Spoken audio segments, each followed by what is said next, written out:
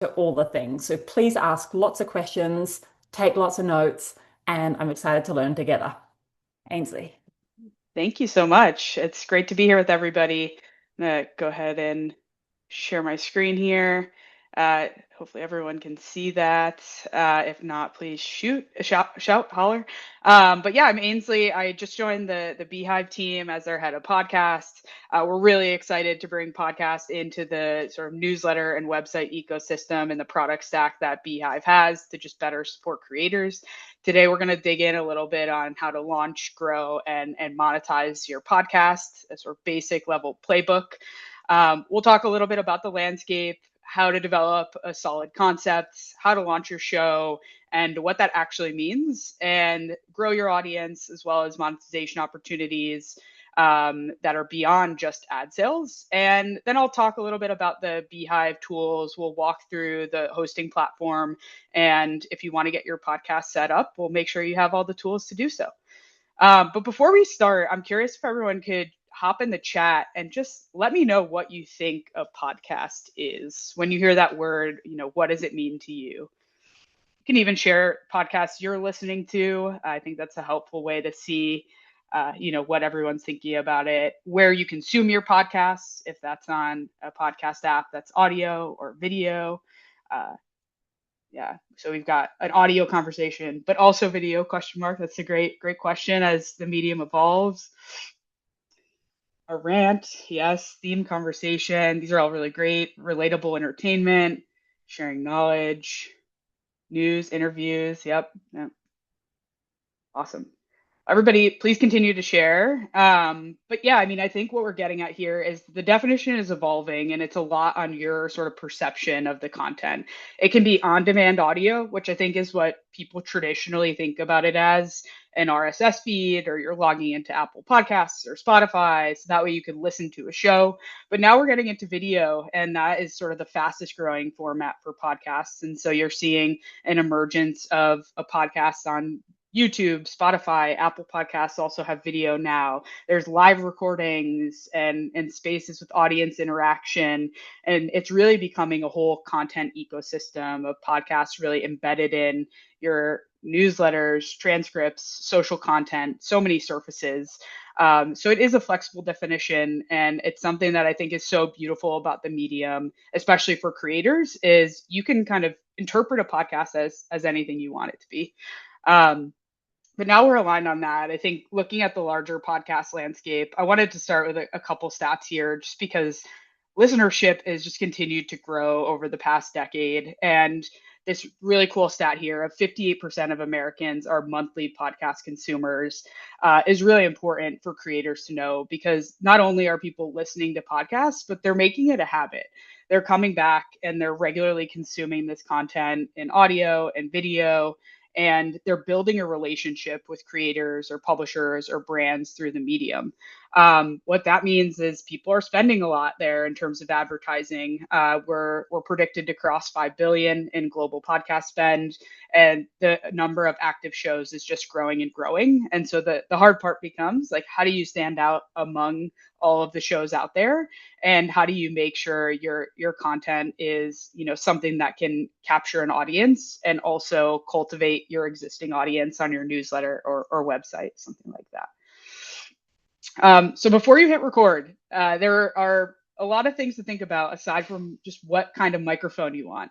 Who's your ideal listener? And when you think about your audience, I really want you to be specific. So, for example, if I wanted to create a podcast that was best practices for marketers, marketers is way too broad. But if I'm looking at SaaS marketers and startups that are similar to Beehiiv, that's a little bit more actionable. I know where that audience aggregates. I know what sort of media they're consuming. I know what's interesting to them. I can craft episodes around critical questions that they are thinking about or topics that they're interested in. And it really helps me be specific around the content I want to create and who it's for. Differentiation. This is one of the most critical elements. What is your perspective and what can you bring to the table that's different than doing a Google search on a topic you're going to cover. Like, do you have experience in the tech world and you can give a perspective on news that's happening? Or are you experienced in, some certain kind of interview technique, and you can really bring a roster of guests that's unique and those sorts of things, which leads us a little bit into your edge.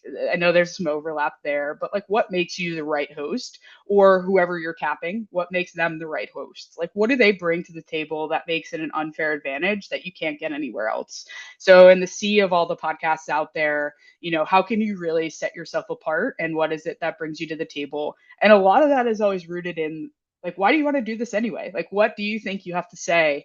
And some of you with newsletters or websites out there, you likely already have the answer to all these questions in the content that you're already creating. It's just a matter of packaging it for another medium. And that leads us to format. So what is going to be not only the recurring format of your show, but what is sustainable? If you're committing to an interview podcast, how are you going to get a steady flow of guests? And how are you going to, make sure you can handle that production capacity to keep the consistent frequency of weekly episodes or bi-weekly episodes to serve your audience? Like, going back to the stat that we saw before, 58% of people being monthly listeners, we really want to cater to that behavior where people are regularly going to podcasts and making them part of their media diet. So all these considerations, even before you hit play or hit record, and jump in there. And once you have the answers to all of those, you should be able to put together sort of a one sentence value proposition, that is just the meaningful kind of North Star that should guide your show. This is how you would describe the show, to your audience, how you want listeners to describe the show. It demonstrates the value that you're bringing and your genuine expertise around the subject. There's a clear reason that the podcast is happening, and that it's a perspective rather than just content kind of in that you're just throwing out there to be in the audio medium. Once you have all that set up, it's about building the brand that kind of represents your podcast from there. And for those of you who are podcast listeners in the sense of Apple, Spotify, some of those more traditional podcast apps on mobile, that key art is really the only little visual that you get. And it's a small, small piece of art that you have to take advantage of that postage stamp to really clearly convey your subject matter. You want to do that in few amounts of text, because again, it's so small. So you want the brand to really be able to take up the most space there. One of the things that drives me nuts is people using microphones or the word podcast on their key art for shows when they're in podcast apps. You're already there. It's a podcast. You're engaging with it. If your podcast is not about a microphone, don't include a microphone in your art. And those sorts of things. And that might be my personal gripe too, but use that little bit of space in the most effective way as possible to convey what you're going to talk about and let people get a look and feel for your show. Same goes with your show title. You want it to be search friendly. You want it to be really specific and make it work as a standalone brand, not just a sort of description of what you're talking about. And check availability on other podcast apps or YouTube. Just make sure before you're committing to a podcast title, if it's something different from your newsletter title or, an existing product you're working with, that it's not used by other brands and you'll be competing for search traffic. And then that leads us to your podcast show description. So here's where you want to convey all the most important details that you may not be able to get across in the key art or the show title. You want to front load some critical details here, because oftentimes in podcast apps, it gets cut off before you have to hit read more. So you want to cover in your show description who's hosting it, what you're going to cover, who you're going to talk to, when you can expect new episodes, all those core details that are going to help people paint a picture of your show before they actually dig in. All right, so going back to the key art a little bit, I want to take us all into the chat again. Can anybody tell me what this podcast is about based on the art that we have here?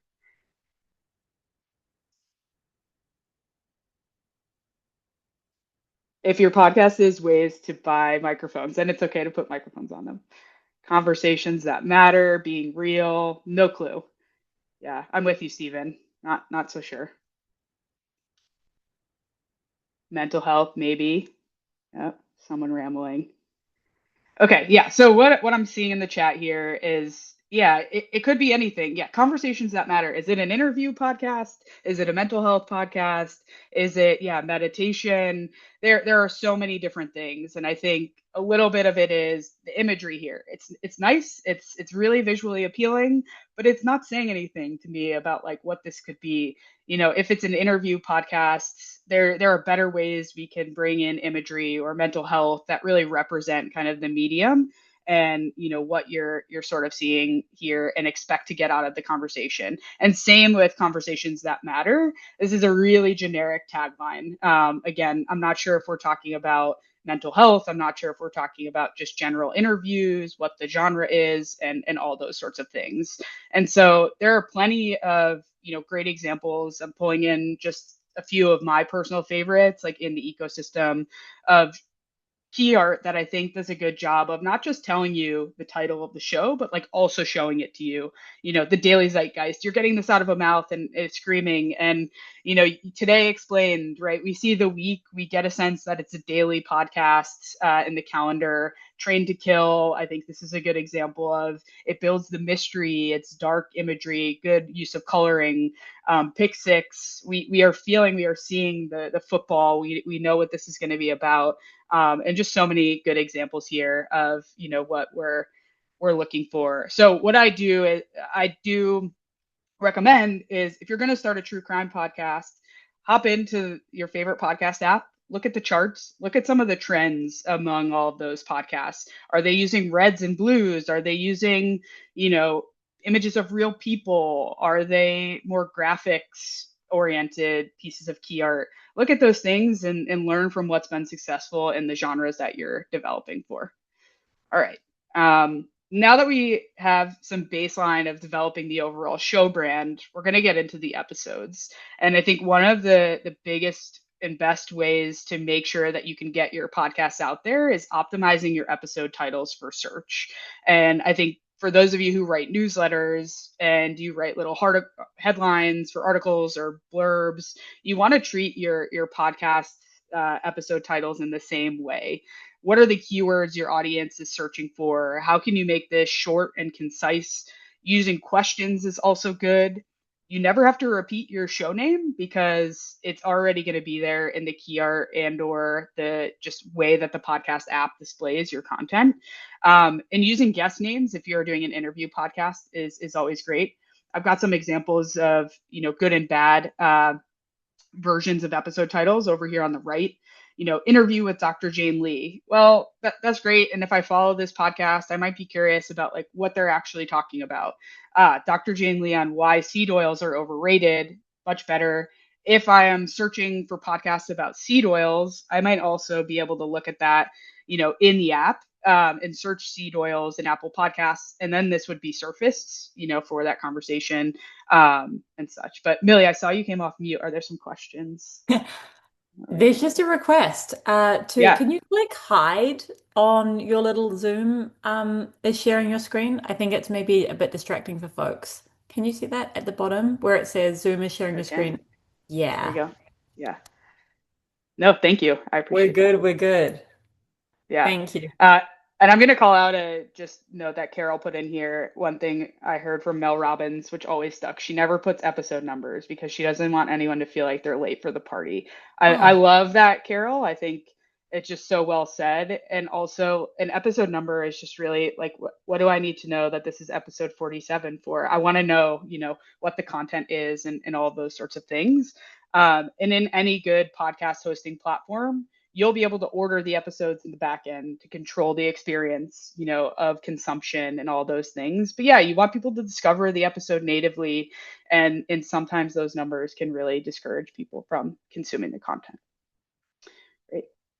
Okay, so now that we've gone through that, want to talk about some of the other common like launch mistakes, and we'll come at it from this way and then go through a checklist of what you should do. But I think the number one thing I see is people get really excited and they create one episode, but then they are not certain about what's going to come next. So one of the things I recommend is bank some episodes at launch, or at least have a plan for when and how you're going to record. So that way you can consistently put out content once you launch your podcast. You don't want to do all this effort around getting the show and trailer out there, and then your audience is waiting for more, but you don't have anything ready to go. Accessing over gear. You can always get a better microphone. You use what you have. Use Zoom for records if you're doing video, all those kinds of things. Distribution and the concept matter much more. Get something on the board, and then you can finesse the tech and the production elements from there. Um, Build a format around your content. Same as, if you create a newsletter, you might have recurring segments in your newsletter. What's the format of your episodes going to be like, so listeners get a predictable rhythm? Are you going to do an audience Q&A always at the end? Are you going to start with industry news or a headline always at the top? How's that going to work? And then another thing with this is look at your timing. You shouldn't have one episode that's 20 minutes long and another that's 120 minutes long. Try and keep a consistent format in terms of the length of episodes that you have. Skipping a trailer episode, going a little bit back to the discovery conversation, a trailer is such an important thing for every podcast to have, because it is the way that you can sample a show to determine if you like it or not, especially if you're discovering it. And for those of you who listen on Apple, Spotify, the major podcast apps, they've actually done a really good job of highlighting the trailer so you can see it no matter where you are in all of the episodes and things like that. And the other thing I would say is with your trailer, you can always update that. So if your show changes or you get a better microphone later along the line, you can always update the trailer. You can pull in clips from the episodes with guests that really resonated well, all those sorts of things. But you should have this first touch point, and it'll be a great anchor for you to use as a promotional, entry point. Not asking for reviews or shares. Ask people to share your show. Ask people to review it if they like it. They're there. They want to show you the love, and they'll be more than happy to, help you share the podcast, rate the podcast, all those sorts of things. So don't forget to ask, because it's, never something you should be ashamed of doing. So start here. Yeah. Launch with a plan for more than one episode. Cross promote with your peers. It's another way. You can ask people to do guest swaps with you. You can ask them to mention your podcast, all those sorts of things. Turn every episode into some social clips. You can get a lot of runway out of just one episode. There are probably, and while you produce the episode, I recommend flagging those points too. If you're in an interview and you're like, oh, this is a great question for social, do it along the way versus having to go back and kind of retrofit content to platforms. Add a call to action to your email list. Ask people, to rate and review again. But the key is telling people about your podcast wherever you have a captive audience, and making sure, you get their attention and get on the radar about their podcast. So before we get into a little bit more about growth, I think one of the most important things is just making sure people understand like how an actual audio podcast gets out there and how distribution works. So wanted to spend a little bit of time on like what happens when you actually have an audio file and put it into a hosting platform, and then where it goes. But whenever you upload an audio file, whether it be to beehiiv or your other podcast hosting platform, it saves it in to an RSS feed, which you can almost think about as like a website. And what that website or RSS feed kind of URL does is it gets picked up by the various audio platforms. So this allows you to, in your hosting platform, you just manage one audio file, the title, the description, any other metadata that's associated with the episode. It all happens in one place. Advertising too. And then the RSS feed is the mechanism that all of the major audio platforms are pulling your content from. So there's always consistency in where and how it's delivered. So that's why it's really important when you select a hosting platform to make sure that it kind of accommodates all of the things that you need from a distribution standpoint and gets your show in all the places that you want to be. Video hosting works a little bit different now that we have video on the scene. And this is something beehiiv, I'll say, is thinking a lot about. But when you have a video podcast file, for those of you who are doing this, you have to go to YouTube to upload it directly. Spotify for creators, you can also upload directly there. Some hosting platforms are accommodating it. And Apple Podcasts, you can't get video on there unless your hosting platform accommodates it.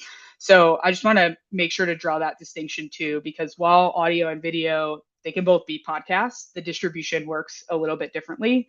And so you're marketing a little bit differently on those surfaces as well. So getting into your podcast, once it's out there, you've distributed it, you've created your RSS feed, then it's time to grow. So I think one of the best things that you could do is look at your owned audience. Your email subscriber list is the most beneficial thing that a podcaster can have because you own that relationship. You have their emails. You can tell them a new episode's available. You can even ask them, what do you want to hear about on the podcast? And all those sorts of things. So use those owned audiences to grow your show. Continue to let them know when new episodes are available, when series are coming up, when new guests are coming up. Use it as the most valuable, communication channel to grow your show. Earned reach. In this bucket, it's going to be kind of working with peers or other people in the space to do cross promotional things. If you mention a friend's podcast on your podcast, maybe they'll mention your podcast among their audience. It's the best way to kind of word of mouth recommendations are such a big growth mechanism. And you can do those by trading episodes, by doing mentions, by doing promo trades and things like that. The other thing is make sure your show is in podcast directories and that you seek out other recommendation channels. So if you host your newsletter on beehiiv, you know that there's a whole recommendations network you can also work with there.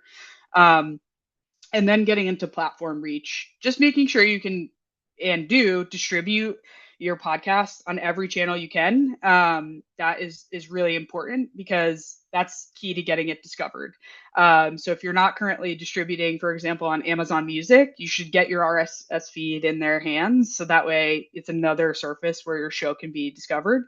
I'll show you a little bit about how beehiiv, handles distribution and discoverability on those channels as we get to the end here. But I think what you're seeing is one episode, many surfaces. There's not a silver bullet in terms of growing your show or things like that. Yes, you can do paid media to help influence numbers and engagement, but really you want to make sure you're repurposing your episode into many formats to maximize the reach across the channels that you can control.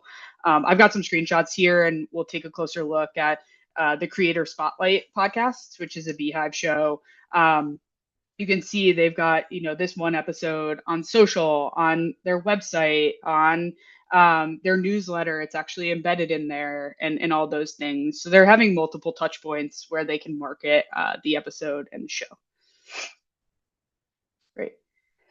So once you have a podcast, the big question is, how can I make some money off of this? And so I think the most traditional way people think about this is direct sales, right? I need to have a sales team. They're going to negotiate with brands once I have an audience and help me sell ads that I can read as a host and do all those things. Yes, that is an option. But another option is programmatic ads. And so in your hosting platform, you should be able to turn on advertising and there will be pre-filled, pre-recorded ads that can come in places where you will mark that advertisements can go. That is called dynamic ad insertion, and that's an offering that many hosting platforms have, and it's coming soon to beehiiv. But aside from traditional advertising, there are so many other ways that you can look at cultivating your audience and using your podcast to make money. One of them is being paid subscriptions, which is getting even bigger in the podcast space over the past couple of years. You might gate your podcast so only subscribers can access it. You might give subscribers just early access to that content. You might be dropping bonus content for them that's behind a paywall and things like that. If you know there are things or extra content that is appealing to your audience, this is a good way to convert them into paying subscribers. And it's a win-win because you're super serving them with more content and you're making additional revenue off of that. Events. This is another one where we've seen, especially for, podcasts that are localized or about a specific community, setting up meetups, setting up virtual events webinars, doing live recordings, and things like that are another way to kind of capitalize. Courses and products. Again, if you're a beehiiv user, we make it really easy for you to set up digital or physical products that your audience can purchase from you, and you can use this as a good top of funnel way to pull in more audience members. So it's not just limited to ads. I want to make sure that especially individual creators know there are other ways to get creative about making money to help fuel your production costs and things so you could get more content out there. All right, so before we jump into the takeaways, I would love to do a little bit of a demo now of what the beehiiv hosting platform looks like. So that way, those of you who are interested in kind of starting up a podcast know what you're in for. So just change my tab here a little bit, pop into this window. All right, so if you head over to the beehiiv website, we have this whole setup that has all the information about what our podcast hosting capabilities are and costs here, which are driven also by what your newsletter audience size is. Once you set up your beehiiv account, you can get let me get rid of that. You will see this podcast microphone appear on the left side of your dashboard where you can go in, create a podcast. This is going to be, if you're new to podcasting, you want to create an RSS feed for the first time. It's not something that you have in existence. Or if you have a podcast and you host it somewhere else, you can actually import all of those episodes by just taking your RSS feed, copying and pasting it in here. It'll take about 24 to 48 hours for us to ingest your content.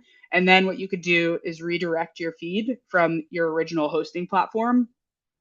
The benefits of a feed redirect are you won't lose any of your audience. They will, anyone who follows your show on Apple or Spotify, they'll automatically, come over with the RSS feed, and you won't have to do the manual, upload of taking all your episodes, creating a new feed, and, re-uploading all those sorts of things. So we make it really easy by an import. If anyone's interested in doing this, I'm happy to chat as well and help you with that process. But if you're going to create a new podcast, you'll go in and click this button,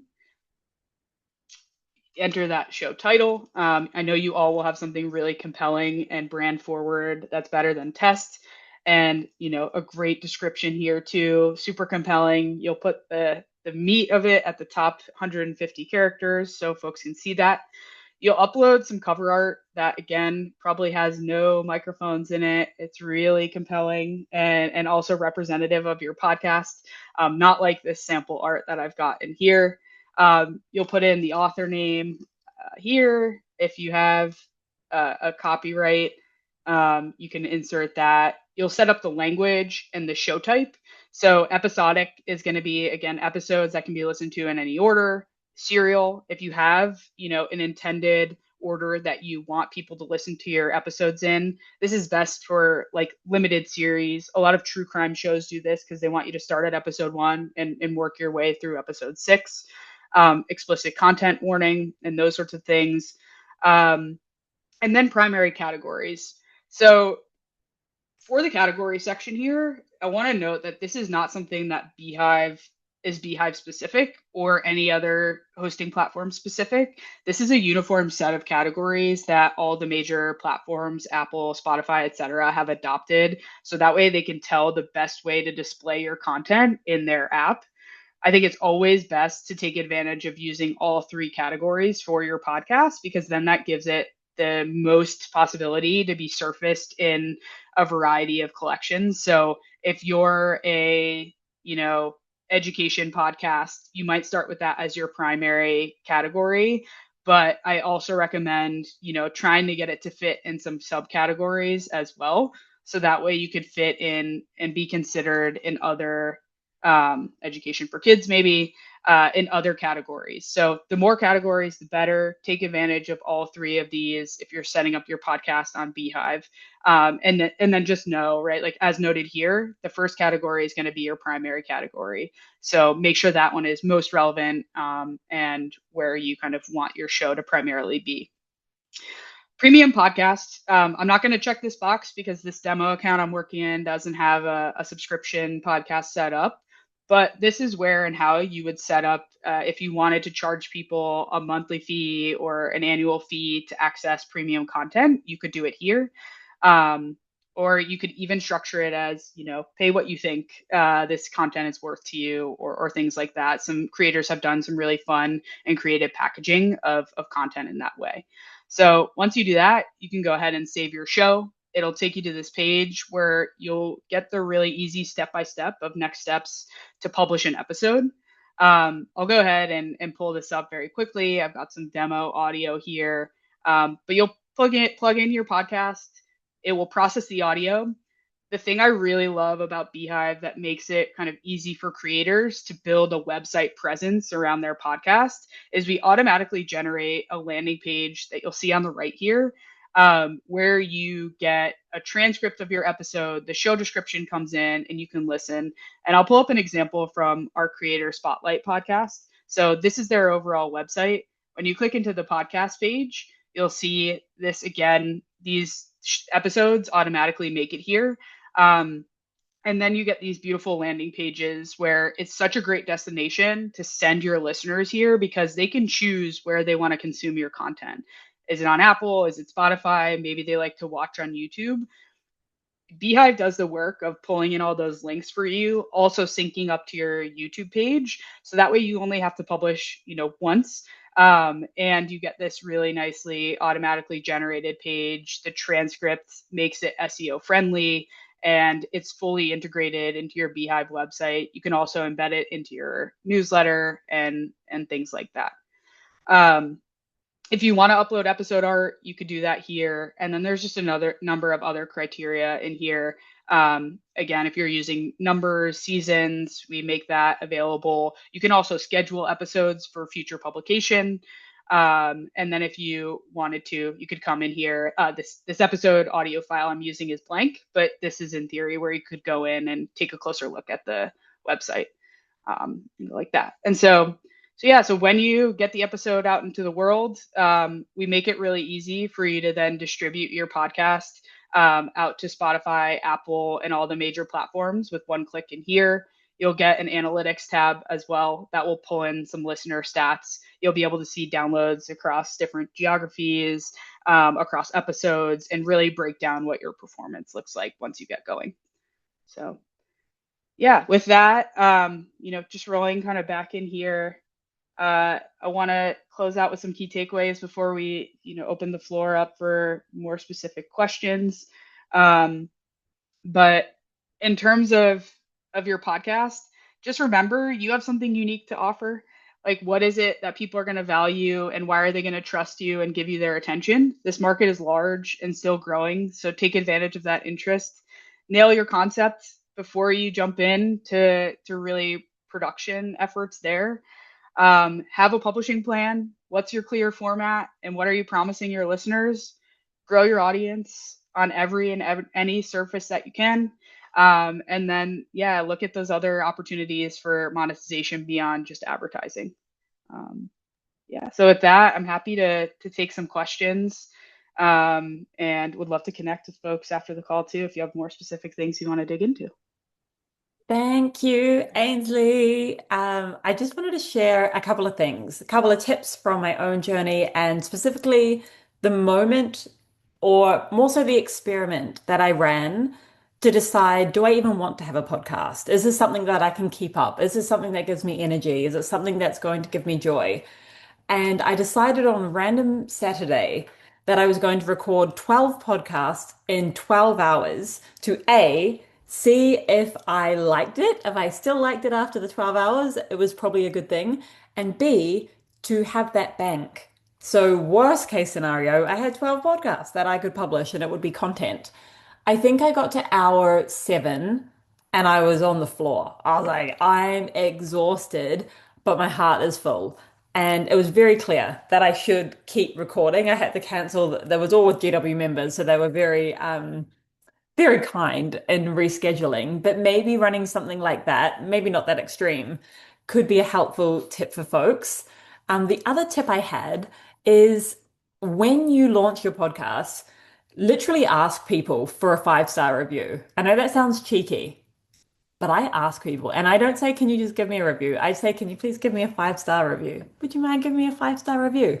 Most people are like, sure, whatever, girl, I got you. So don't be shy. Sometimes you got to go hustle and be like, 5 stars, please. And I think we've got like 60, and I think that does help.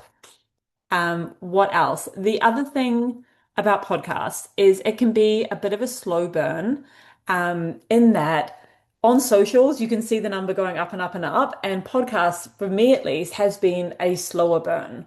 However, what I've noticed is that the depth of connection and the depth that I get to create, not with just like the members that we record with, but the entire audience is so much deeper. Like you are in someone's ear for 30 minutes.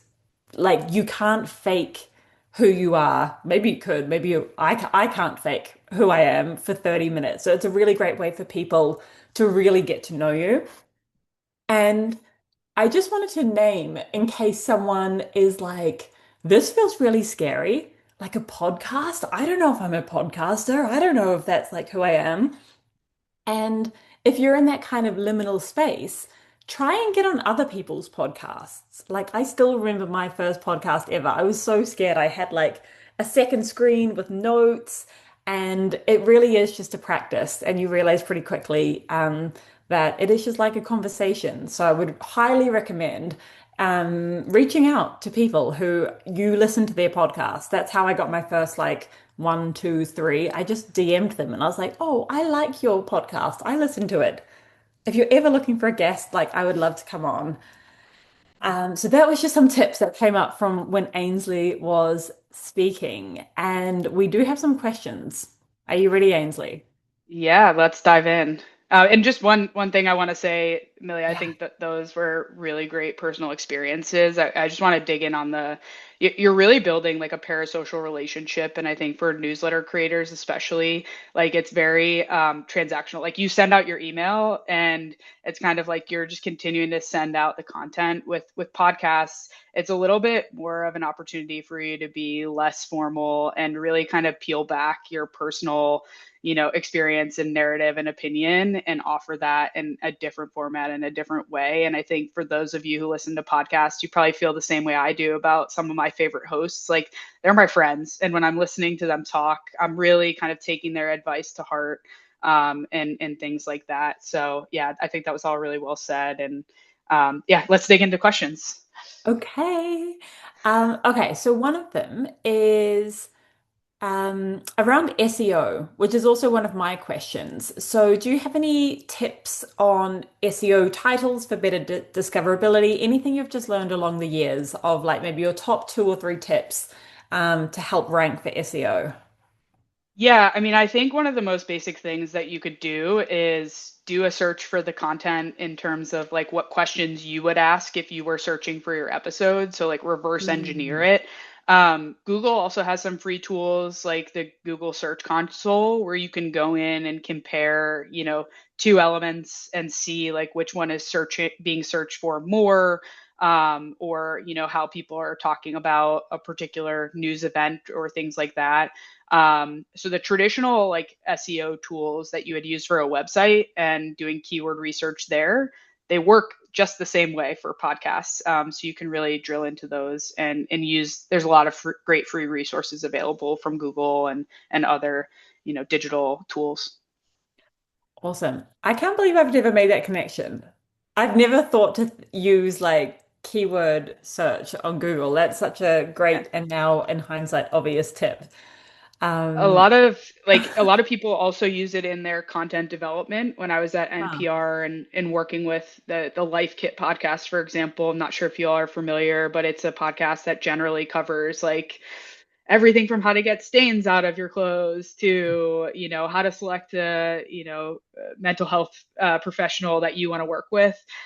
We would use it down to everything for like what are the stains people are most frequently searching for to get out of their clothes, to prioritize like who and how and what we would talk about. So it's a great tool even for content planning, especially if you're covering like a big topic and you don't know where to start. I love that. Can you give any recommendations on editing? So, also, is it necessary? Yeah. Can you just roll the Zoom recording? What's your take on editing? And can you edit within Beehive? You cannot edit within Beehive at this time, but there are a number of tools like Riverside or Descript that have really, great, easy to use editing tools. I think don't let perfect be the enemy of good when it comes to editing. Like, don't feel that you Mm, have to edit out every or pause. This is organic conversation, and so have a little bit of grace. And also, I think that the conversations will start to flow the more comfortable you get behind the mic and things like that. But especially if you're doing video, I do recommend Riverside. I think it's a great platform for people to work with and very intuitive. Descript has some editing tools too that are based in transcript. So if you delete a bit of your transcript, it automatically edits the file for you, which I really like. So those are two that I think work well. But recommend people kind of look around and see what's out there. For some people, it makes sense to bring on an editor or a producer. If they, yeah, thanks, Karen. Yes, Riverside has that tool too.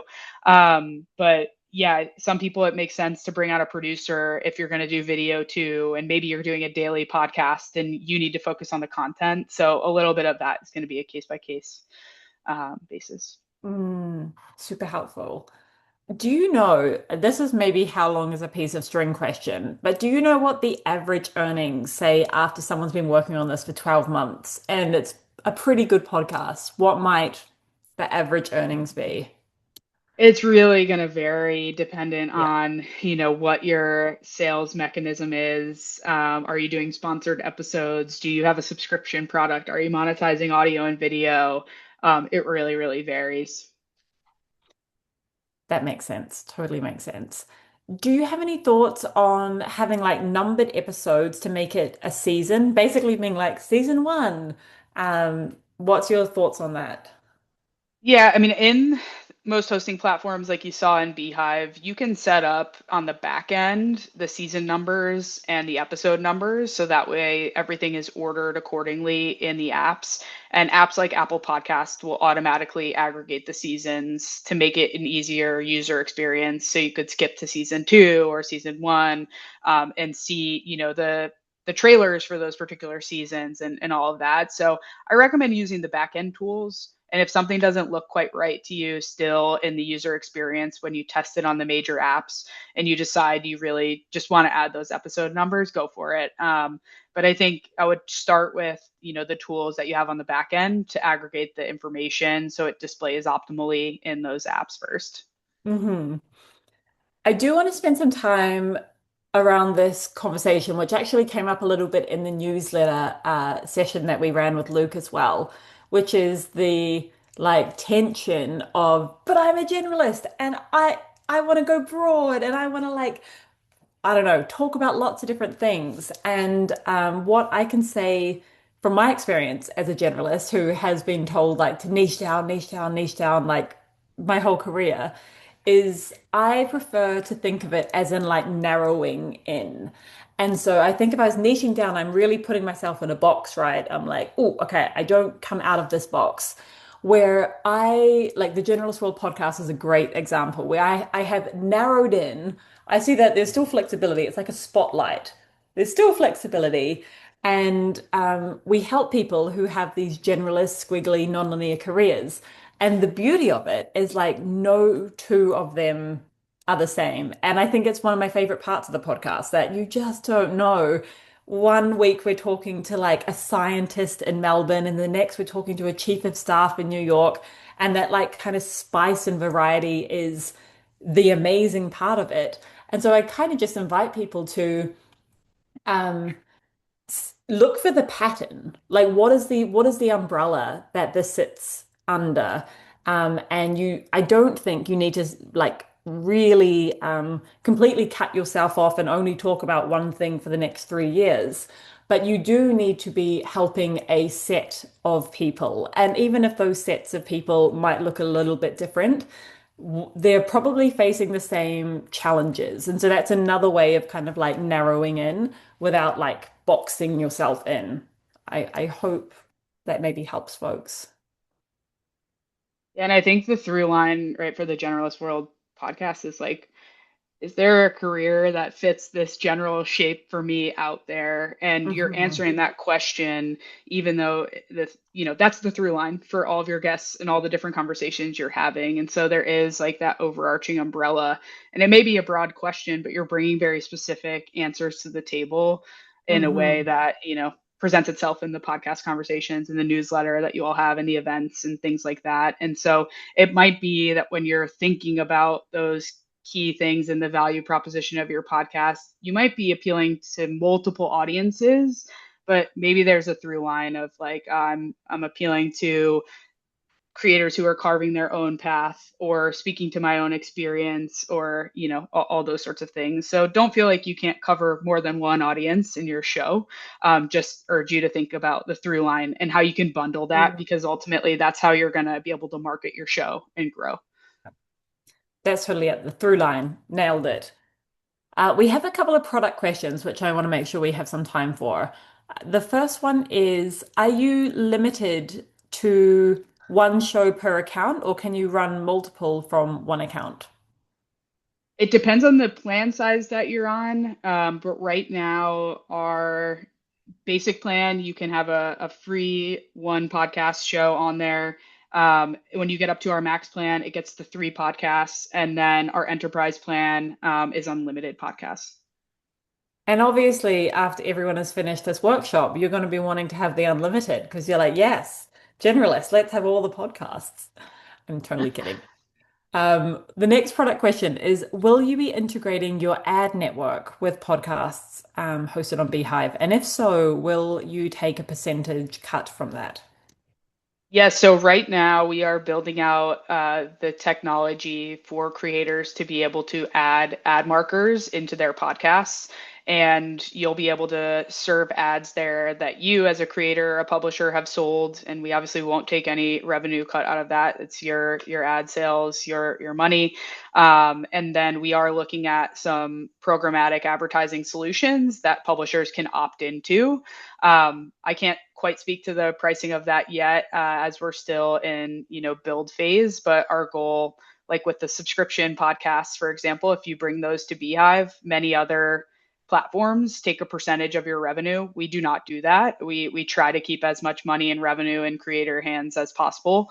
So we're thinking about monetization and the ad network in the same way. And our goal on the podcast side is to make it feel integrated and parallel to what you have in the ad network for the newsletter product. Super helpful. And that is always what I tell people. I'm like, they take nothing, no commission, no percentage. You Right. get to keep everything you make, which is like a no-brainer for me. Right. Um, do you have any tips on picking the best hosting platform? How do you know? How do you know which one's best for you? Yeah, I mean, I think right now it's really going to be based on the volume of content that you're putting out. A lot of hosting platforms structure their pricing differently. Do you have multiple shows? Do you have a network of shows? Are you also launching video?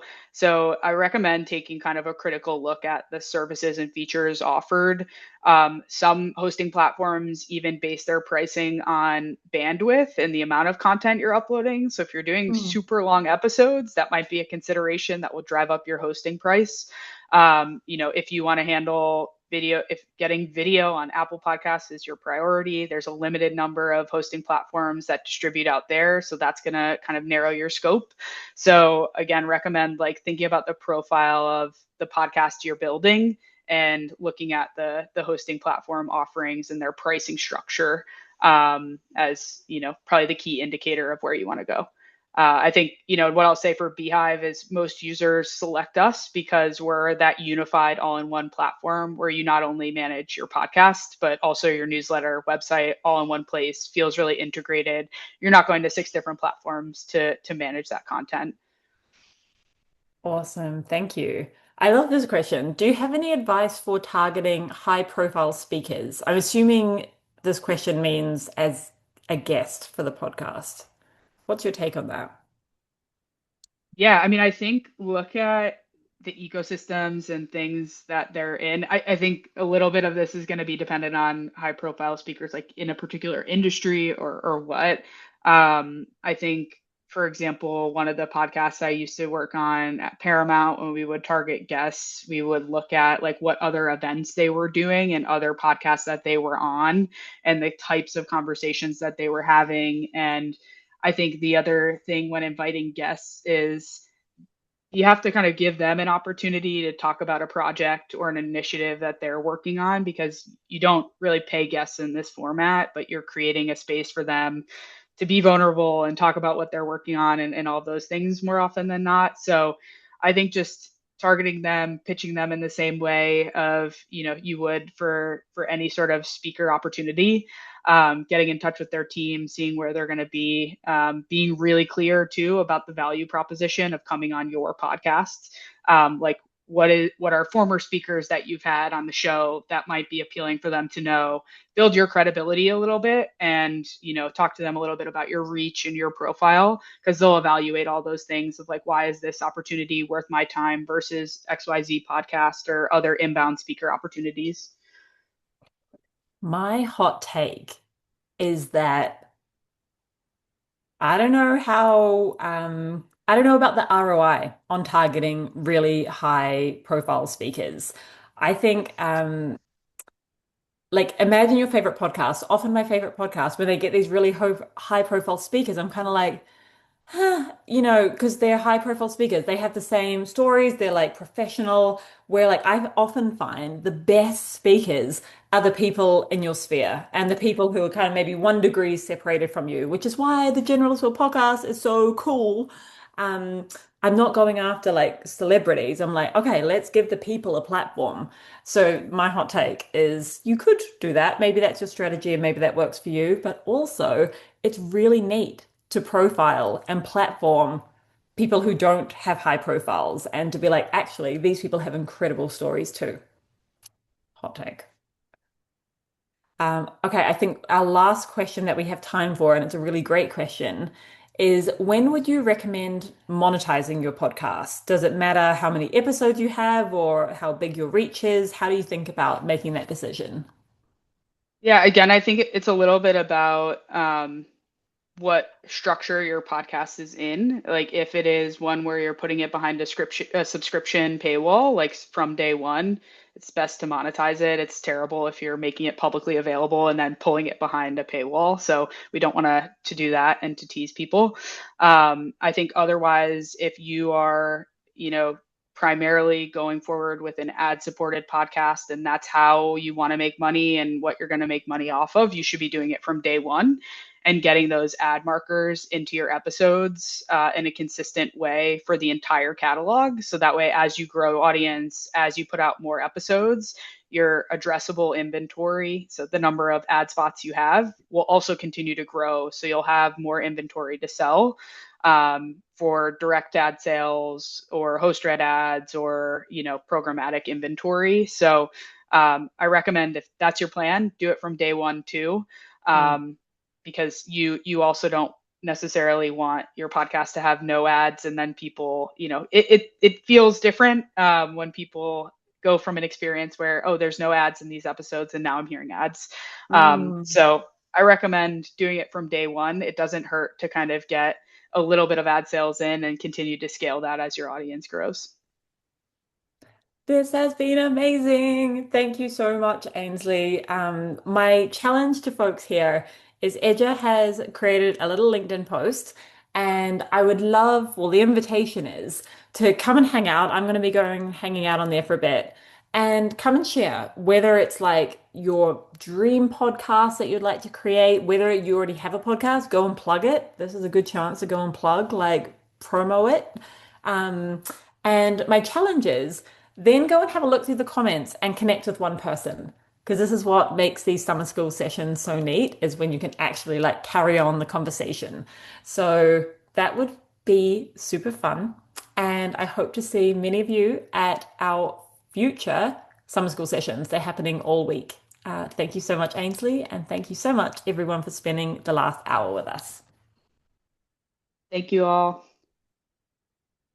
Thank you.